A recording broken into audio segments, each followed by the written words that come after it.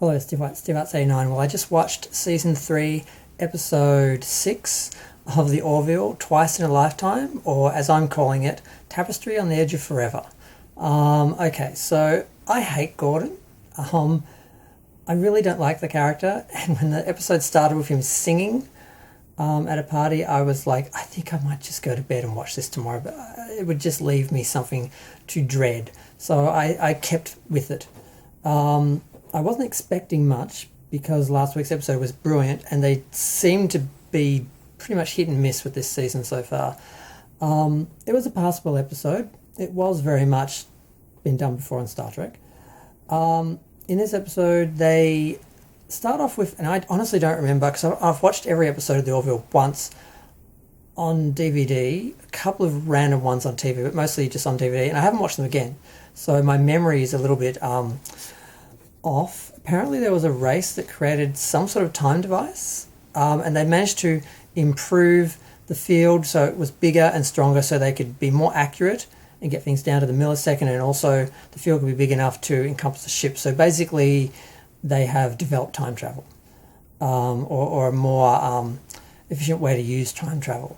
So of course the Union is like, yeah, we need to put that in a box and hide that away from our enemies, because we can't allow time travel to be weaponized. So they're heading back to Earth to give it to some place where they're going to keep it and hide it away from everyone forever. But unfortunately, the space station they're going to gets destroyed. There's a battle, and they end up during the battle they overcharged the drive, and it sends out a pulse. Gordon was supposed to be destroying the device because they're about to be taken over by the Kalon. But before he can, this energy pulse, which they were doing to disrupt something, I can't remember, but basically he got thrown back into time. So he emerges back in 2015 because apparently there's some relationship between the subconscious and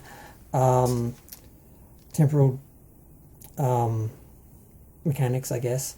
And he ends up, because of course he is infatuated or fascinated by this woman that they, and I remember there was a woman, I remember they had the phone, and I can't remember the rest of the episode, but he replicated the phone, he had the pictures of her, and he was telling the one who hates Isaac, I've forgotten her name, about it. So that was fresh in his mind, and also he's been preoccupied with it ever since that episode.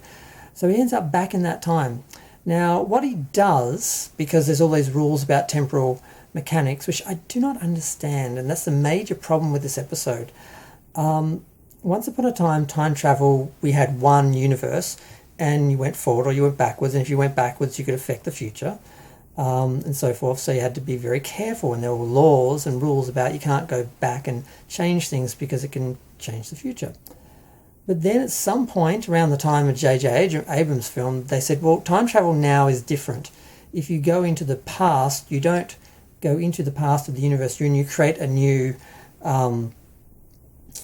branching off universe, basically. So I don't understand why, if you've just created a new universe, which is probably not a good thing to do, but you've already created it, it's there, what the hell does it matter if you stay in it or what you do in it? Because it doesn't relate to any other universe. And its future is not destined, and if it is, you are part of it. So it makes no sense to have laws where if you go back into the future, you have to basically go live in a hut somewhere and skin animals to eat, because you can't basically speak or see another human being or anyone or do anything that can affect the future.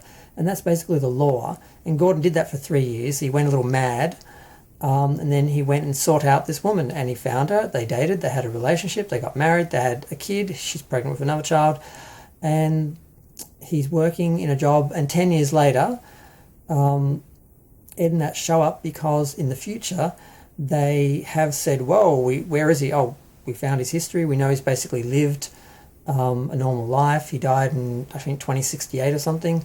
He was a pilot or engineer or something working with airplanes. So they go back and past, but they're a bit off and they missed by 10 years. So they go and meet him, and of course he's like, yeah, no, I've got a family, I've got children, I'm staying here, you can do whatever you want, I don't care. And like, you broke the law, you swore to this, when you join the Union. But I mean, the guy's a complete tool.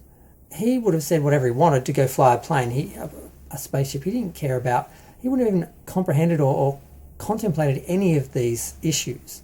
So to hold him to these is ridiculous. People like him shouldn't be allowed in the fleet because they're the kind of people who do just do whatever suits them rather than actually what they're supposed to do duty-wise. So he totally screwed up, and they're like, well, we're going to take you. And he's like, yeah, no, you're going to have to take me over your dead body, basically. And because the other thing that they're doing when they go back into the past is they have to find, because their time travel device has been drained, so they have to find a source of some energy or whatever they were using, which is on Earth. So the one who hates Isaac, and of course Isaac, have to disguise Isaac. They disguise Isaac as a normal human. Basically, the actor gets to play himself for an episode, much like Doug Jones got to do with the episode of Discovery where they became other species when they were dealing with some blah, blah, blah, whatever. So the actor got to be himself, but still playing Isaac. So that must have been interesting for him. It was interesting to watch. And he ends up with the woman who hates him, who reveals herself to be gay, and the woman that his war killed was the woman that she was in love with, but didn't have the courage to actually, I don't know, come out to, or at least try and have a relationship with, and she now doesn't know what that future would have been. So that's why she hates him, not just for what she lost, but what she could have had with her and so forth. So she outs herself to him. They go to a bar where they arm wrestle a guy for their bikes so they can get to this this place where they have to dig for this mineral or whatever, because it's the best place or whatever. So they go do that. It's in the underneath a house, so they go in and pretend to be a couple, and the real estate lets them hang out in the basement for a while, and they pull it out and everything, and they put it in the ship, and then they message Ed when he's standing there with the security officer because they're going to take Gordon by force, and they're like, okay, well, we'll just go back 10 years in the past and we'll pick you up then before any of this has happened and erase your family. And of course he's, just, it's an ugly scene. They walk off. He almost shoots them in the back but doesn't, and he basically says goodbye to his wife, who he did eventually tell the truth because she overheard some of the conversations with Ed and that. And that's exactly what they do. They go back in time, they pick him up. He's absolutely oblivious. They tell him later, and he's like, wow, you did the right thing. I'm sure it was hard for you guys, but you did the right thing. I can't believe I was that selfish. And they're like, well, you got tested in a way that no one would, because one of the things he did say when he was arguing with them was, it's fine to make all these rules, but as a human to actually do that, to actually shut yourself off from people for the rest of your life, you're going to die. Humans are social creatures. Was I just supposed to die? And he's like, yeah.